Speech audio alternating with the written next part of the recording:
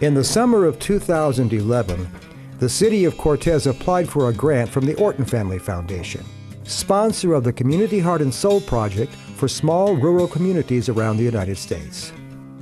Cortez was one of 5 communities selected in the Rocky Mountain region, and this began a 3-year process of engagement and outreach.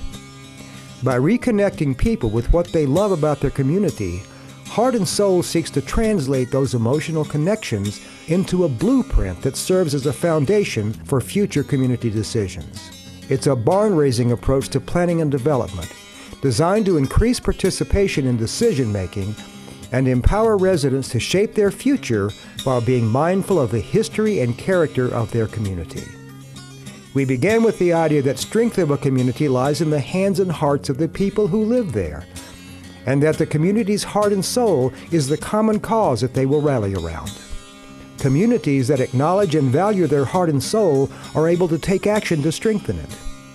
Emotional connections can ultimately drive action for the public good when people begin to see themselves and their personal stories as part of a larger community narrative. What's more, they begin to see themselves as the creators of that narrative. From the beginning, we tried to involve as many people as possible, with community conversations, videotaped interviews, block parties, surveys, and citywide summits. First up was to find out just what people value about Cortez and the community. Of all the qualities people like about Cortez, its friendly, accepting, and supportive community stands out. See, Cortez is a town that should never have been. We're not on a railroad, we're not on a river. Yeah, so it's like, what in the heck are we? What are we? It's this town that could survive, and so it's got to do with the kind of people that got attracted to the area early on. There's a certain stick-to-itiveness and a kind of a grit. If you're somebody who likes to get involved and kind of get in the trenches and be a part of things, this is more inviting. I think the people in Cortez care about each other, and they care about the community, and I see a lot of projects going to make it more comfortable, safer, prettier. They take pride in the community here in Cortez. I love, there's just so many things to be attached to here. I love the fact that there's this huge and diverse variety of people who all manage to get along, even though we have very different ideologies and political beliefs and religious backgrounds. And everywhere you go, there's a friendly face. I like the fact that I can still stand in line at the city market or at the bank or wherever and have really meaningful conversations, relationships with people who are very different from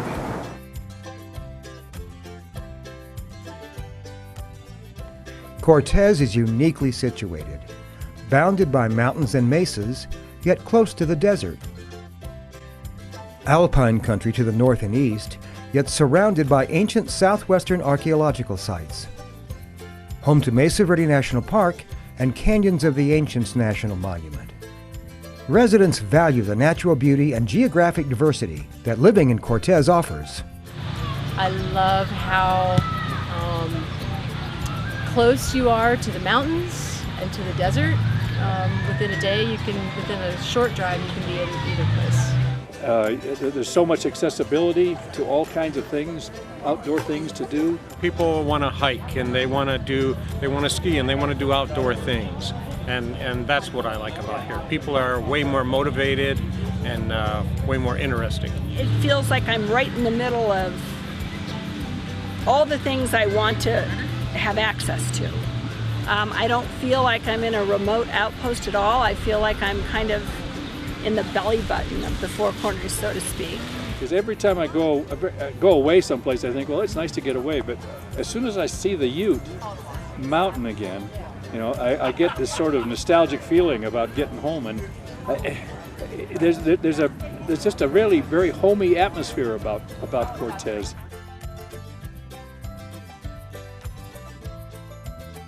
With a population of under 10,000, Cortez certainly qualifies as a small town.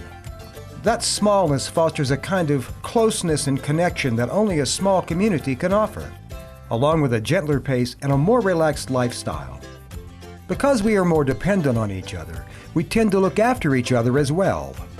I like the small town atmosphere. It's a slower pace of life. The blood pressure seems to be lower all the time. I love the people here. I love the type of people who live here. There's just a really very homey atmosphere about Cortez. The people. There was something so special about these people. I think that we all have a responsibility, maybe even a burden, and a privilege of being part of a collective, committed to each other to make everybody's lives better. Over the past few decades, Cortez has built an impressive civic infrastructure of amenities. The library, recreation center, parks, and open spaces offer great places to play and gather, and to interact with others in the community. I can't think of any other town of this size and of this financial ability that has anything approaching the park infrastructure we have in Cortez. We're very blessed here in the city of Cortez with our parks and recreation facilities. We have a 46,000 square foot recreation center that offers just wonderful amenities to the community, from we have racquetball courts to meeting rooms to a walking jogging track, a workout area, a leisure pool with a lazy river, a competitive lap pool. So for this size of community, we have a lot to offer with our recreation center facility. And we also have over 600 acres of park and open space. It's not only the physical health and well-being, but it's having spaces to bring people together to connect. And I think as we get more plugged in with telephones and everything that you can be plugged into, it's just going to becoming more of a valued commodity to have places that people can gather and still come together and socialize. And I think that's just as important in the Parks and Rec world as it is as providing a place for health for people. The cultural heritage of our area is a matter of great pride to our local residents. The legacy of the ancient inhabitants, the richness of today's Native American culture, and the rugged individualism of the pioneers who came to this valley more than 100 years ago are all celebrated with equal fervor. The Native Americans have been here for centuries, and then I'm full-blooded Navajo, and a lot of my people used to come up here to Cortez. We call it Seyato because it's called water under the rock, like a spring. One of our biggest values here is that we do have Ute, Navajo, early pioneers. There are actually very few of those. We lost those quickly. So all of this is part of our homeland within the four sacred mountains. Being the Ute tribe located southwest Colorado, it's only one out of 2 tribes in Colorado, so it's a big part of Colorado history. Now we have a lot of Native Americans that live here in our community.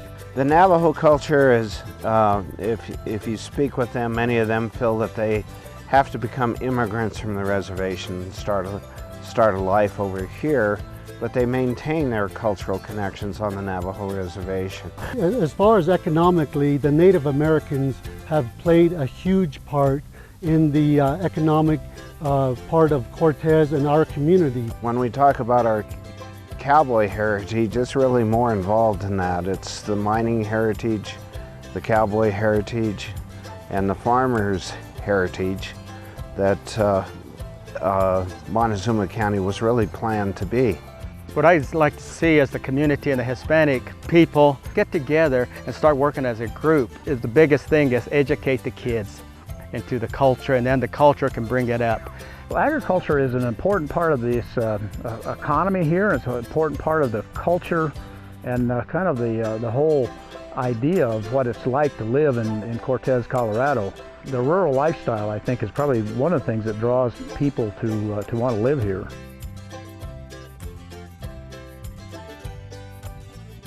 Creating an environment for lifelong learning requires a strong commitment to schools, students, and teachers. From early childhood education Through community college and beyond, Cortez citizens value education and all it means for the economy and the quality of life, now and in the future. I think education means a lot, especially in a small community. I think that education is really the backbone of every community.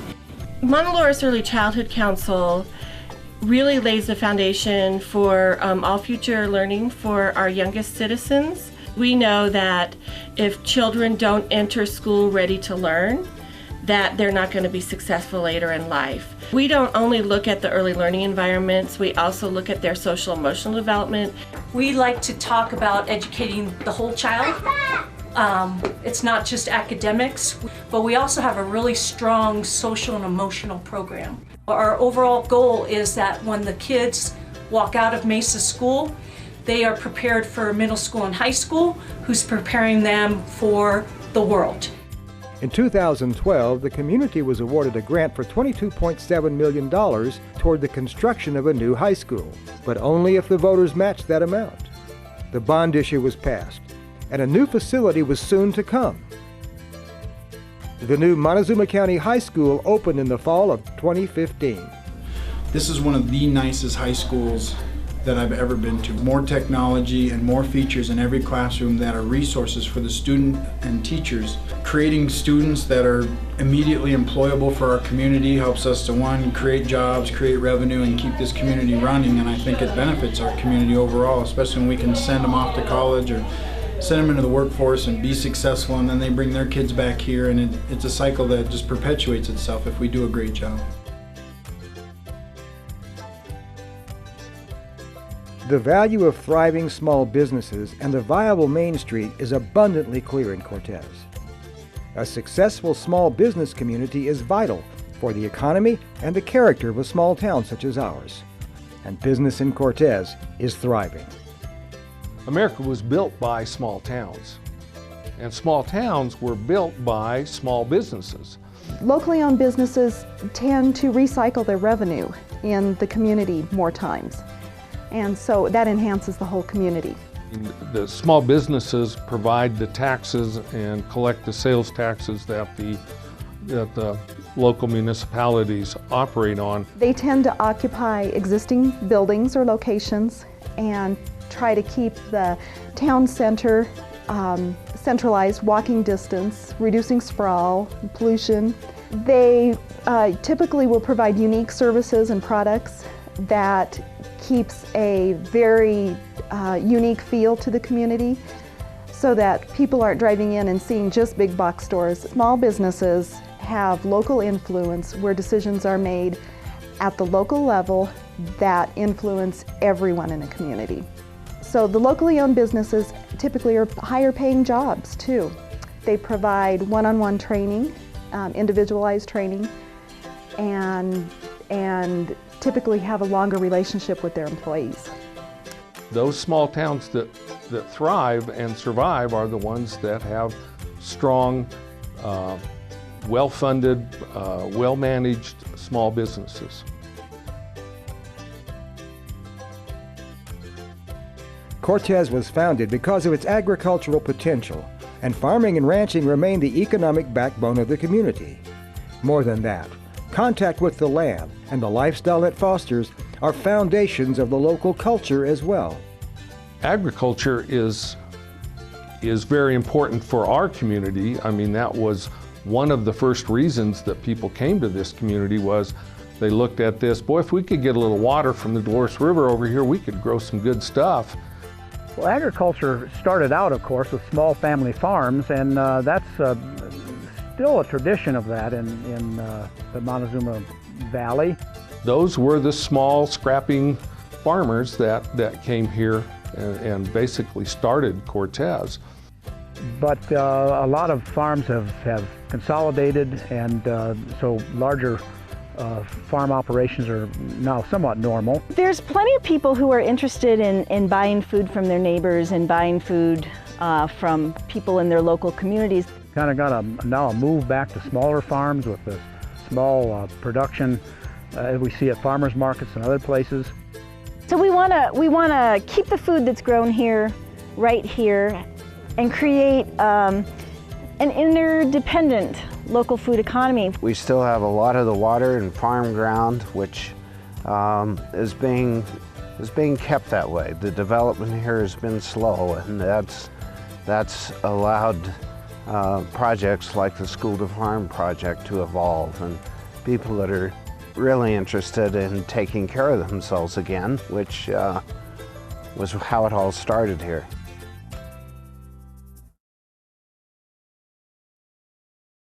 If you're not providing in your community the items that you need that our citizens value, you're really not governing. You're not providing what the citizens as a whole desire.